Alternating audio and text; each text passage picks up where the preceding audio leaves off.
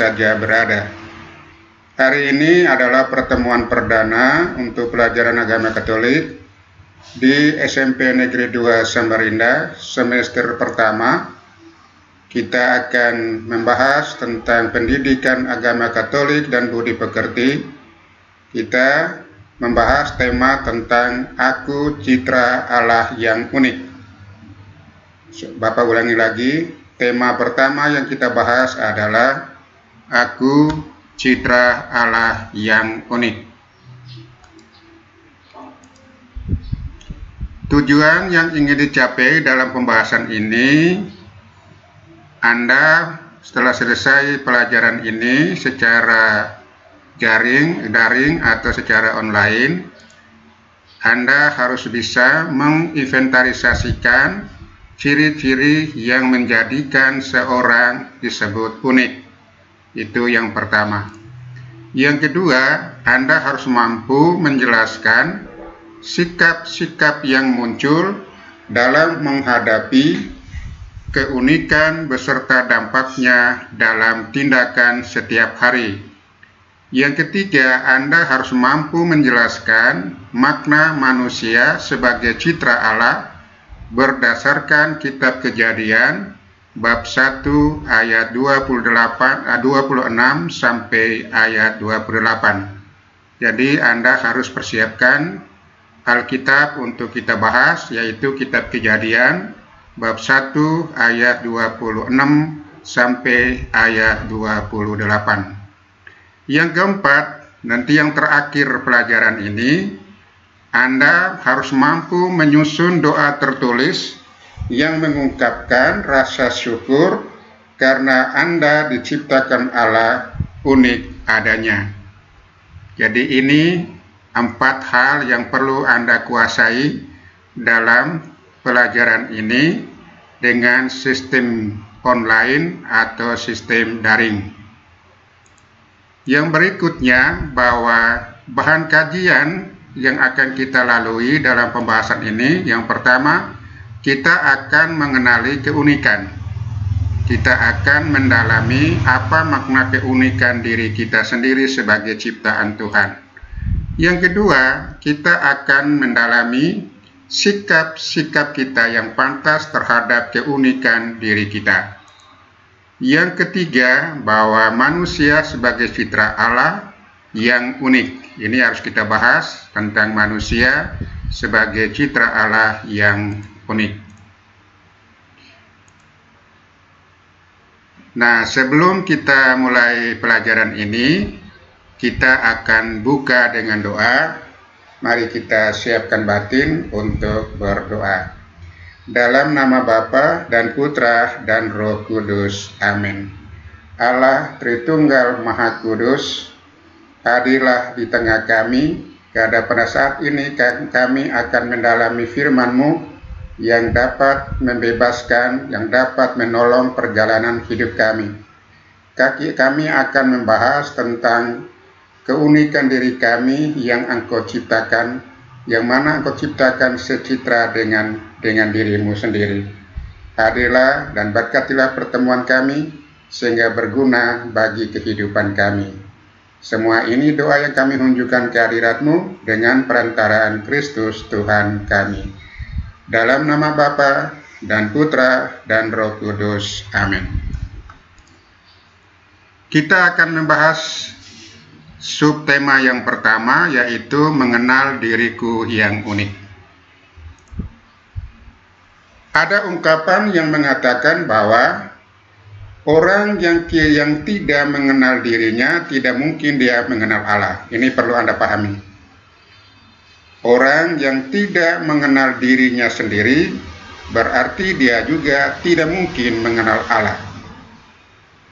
Mengenal berarti mengetahui, dan diharapkan setelah mengenal, kita pun mampu menerima diri kita sendiri, keberadaan diri kita, apa adanya, dan kita perlu bersyukur dengan diri kita.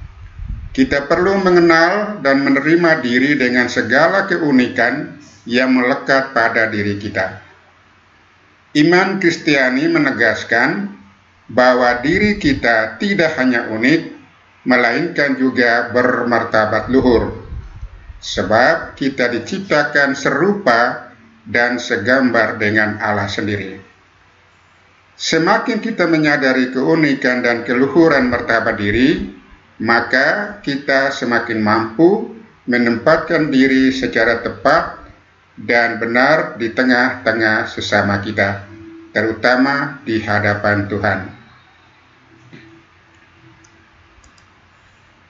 Nah, sekarang untuk pengenalan diri, Anda harus siapkan kertas atau buku, membuat kolom seperti ini untuk mengenal keunikan dirimu. Membuat kolom, yang kolom pertama yaitu fisik, kolom yang kedua adalah sifat baik, kolom yang ketiga adalah bakat dan atau kemampuan, kolom yang keempat pengalaman yang mengembirakan. Jadi Anda mengisi yang tentang fisik, misalnya aku kaki 2 dalam keadaan baik, mata 2 dan sebagainya. Ini fisik ya. Anda perhatikan diri Anda sendiri dengan cermat dan Anda menulis di sini keadaan fisikmu. Ya, jadi kalau semuanya lengkap, Anda akhiri dengan menyatakan syukur kepada Tuhan. Kolom yang kedua yaitu sifat-sifat baik yang Anda miliki. Anda menulis semua sifat-sifat baik yang menjadi milik Anda, bukan dibuat-buat ya, yang menjadi milik Anda. Apa yang Anda punya, maka Anda tulis semua sifat-sifat baik, apa saja yang Anda mengenal dirimu, lalu diakhiri dengan mengucapkan syukur kepada Tuhan. Kolom yang ketiga itu bakat atau kemampuan. Jadi bakat yang Anda miliki selama ini, baik dalam bidang ilmu pengetahuan, di bidang olahraga, di bidang seni, atau di bidang apa saja, Anda menulis di kolom yang ketiga semua bakat yang Anda miliki. Misalnya bakat saya di bidang olahraga, bidang apa, voli, bola kaki, atau dalam bidang seni, menyanyi, olah vokal, musik, dan sebagainya. Anda menulis semua di kolom itu, lalu ditutup, diakhiri dengan syukur kepada Tuhan, karena saya mempunyai bakat atau kemampuan. Syukur ini tidak perlu Anda tulis, tapi Anda mengucapkan dalam batin. Setelah Anda sudah mencari bakat dan kemampuan Anda, maka Anda harus mengucapkan syukur. Kolom yang keempat adalah pengalaman yang mengembirakan. Nah, ini pengalaman yang mengembirakan ini Anda bisa menulis pengalaman bersama ayah, pengalaman bersama ibu, pengalaman bersama saudara-saudara di rumah, pengalaman bersama teman-teman di sekolah, di teman-teman bermain. Ini Anda menulis semua pengalaman yang mengembirakan. Nah, contoh misalnya orang dengan ayah, pengalaman dengan ayah. Saat ulang tahun ayah memberikan saya hadiah yang membuat saya gembira atau membuat saya senang. Dengan ibu, itu bagaimana Anda menulis pengalaman yang mengembirakan. Bapak ulangi lagi, pengalaman itu bersama ayah, bersama ibu, bersama saudara, bersama teman-teman di sekolah atau teman-teman sepermainan. Setelah Anda tulis semua, Anda mengucapkan dalam batin, syukur ya Tuhan, karena saya mendapat pengalaman yang mengembirakan. Dan tugas ini kalau Anda sudah tulis semua, lalu Anda kirim melalui email ke Bapak. Nah, Anda catat email itu nicolasidi, itu huruf kecil semua ya, nicolasidi.acd terus akeong@gmail.com ya. Jadi Anda kirim ke WA Bapak ya melalui email itu. Oke. Sekarang yang berikutnya, yang ketiga, sikap terhadap keunikan diri kita. Tiap orang mempunyai sikap yang berbeda dalam menanggapi keunikan dirinya. Memang setiap orang berbeda-beda. Ada orang yang merasa kecewa terhadap kenyataan dirinya saat ini. Maka kecewa itu menyebabkan dia menjadi orang minder yang mengurungkan dirinya, merasa beban berat di dalam hidupnya. Tapi ada pula yang merasa bangga dan bersyukur. Dia bangga dengan dirinya sendiri. Dia merasa bahagia dengan dirinya sendiri. Nah, ada yang menanggapi secara positif, ada juga yang menanggapi secara negatif. Masing-masing sikap akan mempengaruhi terhadap tindakan orang tersebut dalam kehidupan sehari-hari. Jadi Anda bagaimana menanggapi terhadap diri Anda sendiri, itu mempengaruhi sikap Anda dalam kehidupan sehari-hari. Anda mengerti dirimu sendiri mempengaruhi bagaimana Anda bisa menempatkan diri di hadapan orang lain. Anda bisa menempatkan diri pada tempat yang tepat dan pada waktu yang tepat apabila Anda sudah mengenal dirimu sendiri. Anda sudah mampu menerima dirimu sendiri. Anda harus mampu menjawab, siapakah aku ini? Ya, jadi ketika Anda menjawab dirimu, tidak boleh Anda mendengar pernyataan orang. Oh, kamu begini, kamu begini, kamu begini. Tidak boleh. Anda harus menjawab sendiri, siapa saya ini? Saya pribadi yang unik, yang berbeda dengan orang lain. Ya, kalau dibandingkan dengan hewan, jelas beda. Ya, dibanding dengan tumbuh-tumbuh, jelas beda. Dibandingkan dengan orang lain, jelas beda. Kita tidak sama. Dibanding dengan kita yang mirip, ada, tapi sama tidak ada. Biar saudara kandung, mirip ada, sama tidak ada. Karena itu, kita perlu bersyukur kepada Tuhan karena Tuhan menciptakan kita dalam keadaan unik. Unik berarti tidak sama dengan orang lain. Mirip bisa, tapi sama tidak ada. Ya, jadi kita unik. Maka hal yang baik, yang sekarang dalam pelajaran ini, Anda harus mampu menerima keberadaan dirimu sendiri. Jelas, kita memiliki kemampuan, kita memiliki bakat, tetapi kita juga mempunyai keterbatasan. Nah, karena mempunyai kemampuan, maka Anda harus membagi kepada orang lain. Karena mempunyai kekurangan, maka Anda perlu orang lain. Orang lain untuk mengisi kekurangan kita. Kekurangan orang lain mengisi dengan kelebihan kita. Maka kita dikatakan makhluk sosial yang hidup dan berkembang hanya dalam kebersamaan dengan orang lain. Tidak mungkin kita sebagai manusia bisa berkembang tanpa orang lain. Nah, Bapak ulangi lagi, kelebihan kita persembahkan bagi orang lain untuk mengisi kekurangan dirinya. Kekurangan kita cari teman kita untuk mengisi kekurangan kita dari kelebihan orang lain. Nah, itu di situ mau menyatakan bahwa kita sebagai makhluk sosial yang hidup dan berkembang hanya dalam kebersamaan dengan orang lain. Tidak mungkin kita hidup sendiri. Nah, sekarang tugas yang berikutnya, Anda menulis jawaban dalam tabel ini. Kolom yang pertama, sikap positif terhadap keunikan diri. Jadi keunikan Anda sendiri. Sikap yang positif tentang keunikan diri Anda sendiri. Kolom yang kedua adalah keunikan diri, pengaruh dan dampaknya terhadap tindakan dalam kehidupan sehari-hari. Jadi kalau Anda mengenal keunikan dirimu Anda sendiri, berpengaruh atau berdampak terhadap tindakan dalam kehidupan sehari-hari. Kolom yang ketiga adalah sikap negatif terhadap keunikan diri. Itu Anda tulis ya di bawahnya.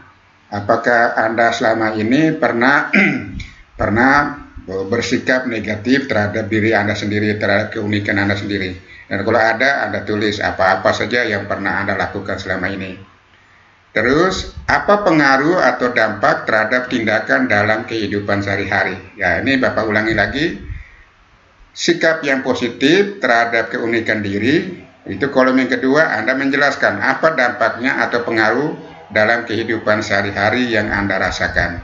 Yang kedua, sikap negatif terhadap keunikan diri, Lalu maka apa pengaruhnya atau dampak terhadap tindakan dalam kehidupan sehari-hari? Ini Anda harus menulis ya. Anda jujur, tidak boleh karang-karang ya. Tidak boleh dibuat-buat dan tidak boleh tanya orang tua atau tanya siapa saja. Anda sendiri yang mengisi. Karena ini keunikan diri Anda sendiri. Bukan menurut pernyataan orang atau bukan menurut pendapat ayah atau ibu atau saudara atau tetangga. Anda sendiri yang tahu, yang mengenal dirimu sendiri. Yang kenal benar-benar dirimu adalah dirimu sendiri, tidak bisa orang lain. Ya. Jadi Anda paham ya? Jadi Anda mengisi sikap Anda, baik yang positif maupun yang negatif, dan dampaknya terhadap sikap hidup sehari-hari. Nanti sama juga Anda harus kirim lewat email ya, email ke Bapak supaya Bapak bisa koreksi. Oke, kita lanjut. Yang berikutnya, manusia sebagai citra Allah yang unik. Nah, ini kita sampai ke sini. Manusia sebagai citra Allah yang unik. Seringkali orang atau Anda juga pernah bertanya-tanya, mungkin Anda juga yang seringkali bertanya-tanya, apakah keunikan yang dimiliki manusia itu dikehendaki oleh Allah sendiri sebagai pencipta? Ini pertanyaannya. Ya. Apakah keunikan yang dimiliki manusia itu dikehendaki oleh Allah sendiri sebagai sang pencipta? Ini pertanyaan seringkali muncul. Apa sesungguhnya maksud Allah menciptakan manusia sebagai citra Allah yang unik? Ya, ini pertanyaan Anda yang bertanya orang itu. Bisa jadi Anda, apakah keunikan diriku ini memang dikehendaki oleh Allah sebagai pencipta? Lalu pertanyaan berikutnya, apa sesungguhnya maksud Allah menciptakan manusia sebagai citra Allah yang unik?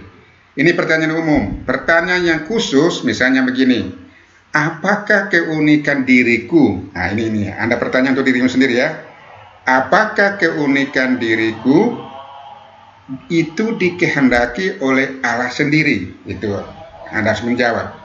Yang kedua, apakah sesungguhnya atau apa sesungguhnya maksud Allah terhadap diriku yang diciptakan secara unik? Nah itu, apa maksud Tuhan di balik itu? Karena ini Bapak menyampaikan kepada Anda bahwa manusia yang lahir di dunia ini, Allah sudah mempunyai rencana untuk sesama manusianya. Bapak ulangi lagi, setiap manusia yang dilahir di dunia, yang sudah dilahirkan di dunia, itu Allah mempunyai rencana untuk kemajuan dunia, untuk keselamatan umat manusia. Jadi Anda sendiri juga belum tahu saya besok mau jadi apa, mau berbuat apa terhadap sesama, itu masih rahasia Tuhan. Anda paham ya? Setiap manusia yang lahir ke dunia, Allah sudah mempunyai rencana tertentu untuk keselamatan umat manusia. Bapak bisa jadi Anda yang sekarang sudah SMP kelas 7, Tuhan mempunyai rencana tertentu untuk di hari depan. Bisa jadi 10 tahun yang akan datang atau 20 tahun yang akan datang, maksud Allah itu terungkap pada saat itu. Anda diciptakan untuk apa dan untuk siapa. Nah, Anda diciptakan untuk apa dan untuk siapa. Nah, ini rencana Tuhan masih tersembunyi, pada saat yang tepat akan diungkapkan bagi dunia. Oke, kita lanjut yang berikutnya. Sekarang kita mulai sama-sama membuka kitab Kejadian ya. Kitab Kejadian, kita akan mendalami kitab Kejadian bab 1 ayat 26 sampai 28. Kita baca sama-sama. Berfirmanlah Allah, baiklah kita menjadikan manusia menurut gambar dan rupa kita, supaya mereka berkuasa atas ikan-ikan di laut dan burung-burung di udara dan atas ternak dan atas seluruh bumi dan atas segala binatang melata yang merayap di bumi. Maka Allah menciptakan manusia itu menurut gambarnya. Menurut gambar Allah diciptakannya dia, laki-laki dan perempuan diciptakannya mereka. Allah memberkati mereka, lalu Allah berfirman kepada mereka, beranak cuculah dan bertambah banyak, penuhilah bumi dan taklukkanlah itu, berkuasalah atas ikan-ikan di laut dan burung-burung di udara dan atas segala binatang yang merayap di bumi. Nah, untuk mendalami ini, ya, sekarang ini Anda nilailah dirimu sendiri, sejauh mana kamu sudah memancarkan diri Allah dalam hidup. Anda tulis ya, tulis dalam tabel ini. Ini Bapak sudah bikin tabel. Yang kolom yang pertama itu citra atau gambaran yang ada pada Allah. Yang kedua, citra atau gambaran Allah yang sudah Anda miliki, ya. Jadi Bapak jelaskan dulu, di dalam diri manusia itu ada dua dimensi, yaitu dimensi kemanusiaan dan dimensi keilahian. Maka sekarang Anda tulisin ya, citra gambaran Allah yang ada pada Anda, Anda tulis sini. Citra atau gambaran Allah yang sudah Anda miliki, tulis sini ya. Tulis ke bawah ini ya. Sama juga, ini Anda kirim lewat email. Ada berapa tugas tadi ya? Kirim lewat email. Tapi Anda menulis ini harus baca kitab Kejadian tadi. Bapak kembali ke belakang ini, kitab Kejadian bab 1 ayat 26 sampai 28. Nah, lalu Anda baca betul, memahami berulang-ulang, lalu Anda menulis gambar, citra atau gambaran yang ada pada Allah. Di sini ada tulis, terus citra gambaran Allah yang sudah Anda miliki, yang sudah kumiliki di sini. Ini Allah, ini Anda, ya. Anda menulis harus padan. Bapak beri contoh, Allah itu Maha Tahu, lalu Anda apa di sini, ya kan? Ini Bapak beri contoh ya. Ini. Oke, ini berikutnya. Nah, untuk pelajaran ini kita tutup dengan refleksi singkat ya, menjadi milik Anda. Ini Bapak sudah beri sebuah refleksi. Anak-anakku yang berbahagia, hari ini Anda telah belajar menyadari bahwa kamu ini adalah citra Allah yang unik. Nah, sekarang ini Anda rasakan kembali apa yang sudah Anda pelajari. Untuk itu, cobalah kamu membaca dan meresapkan kembali kutipan kitab Kejadian tadi dengan cara menggantikan kata-kata yang dicetak tebal dan digaris bawah dengan namamu sendiri. Ya, Anda paham ya? Anda baca kitab Kejadian tadi, nanti Bapak akan kasih kitab Kejadian tadi. Kalau yang ditulis miring, dicetak tebal dan digaris bawah, itu Anda ganti kata itu dengan sebut namamu sendiri. Misal nama saya Magdalena, Anda ganti kata itu dengan nama Magdalena. Sudah paham? Ini Bapak akan tampilkan ini. Ini dia. Berfirmanlah Allah, baiklah kita menjadikan manusia. Di situ manusia Anda ganti dengan nama Anda sendiri. Sudah paham ya? Manusia itu Bapak tulis itu warna kuning, cetak miring, dan garis bawah ya. Berfirmanlah Allah, baiklah kita menjadikan manusia itu nama siapa? Misalnya Margareta, Magdalena, Yohanes, Matius, nama Anda masing-masing. Yang berikutnya, menurut gambar dan rupa kita, supaya mereka itu Anda, supaya Magdalena, supaya Yohanes, itu berkuasa atas ikan-ikan di laut dan burung-burung di udara dan atas ternak dan di atas seluruh bumi dan atas segala binatang melata yang merayap di bumi. Maka Allah menciptakan manusia itu menurut gambarnya, menurut gambar Allah diciptakanlah dia. Ini diciptakanlah dia itu Anda tulis sendiri nama Anda, laki-laki dan perempuan. Anda pilih salah satu. Kalau laki-laki, laki-laki, yang perempuan Anda jangan sebut ya. Kalau perempuan, laki-laki jangan sebut dua-dua, laki-laki perempuan, ya Anda apa? Nah, jadi pilih salah satu. Dia ada sebut misalnya Magdalena, perempuan. Sudah mengerti ya? Magdalena, perempuan. Laki-laki Yohanes, dia laki-laki, dia Yohanes laki-laki, begitu ya. Diciptakannya mereka, ini Anda ganti. Diciptakan nama Magdalena, diciptakan Yohanes, Anda sebut nama Anda sendiri. Terus Allah memberkati mereka, mereka Anda sebut namamu sendiri. Lalu Allah berfirman kepada mereka, beranak cuculah dan bertambahlah banyak, penuhilah bumi dan taklukkanlah itu, berkuasalah atas ikan-ikan di laut dan burung-burung di udara dan atas segala binatang yang merayap di bumi. Jadi Anda sudah paham kata-kata itu yang Bapak cetak miring itu beri warna kuning garis bawah cetak miring itu yang Anda ganti dengan nama Anda sendiri.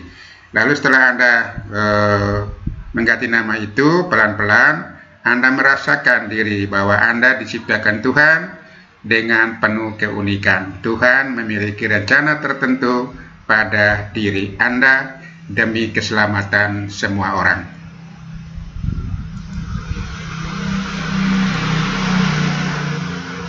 Oke, saya kira hari ini kita cukup.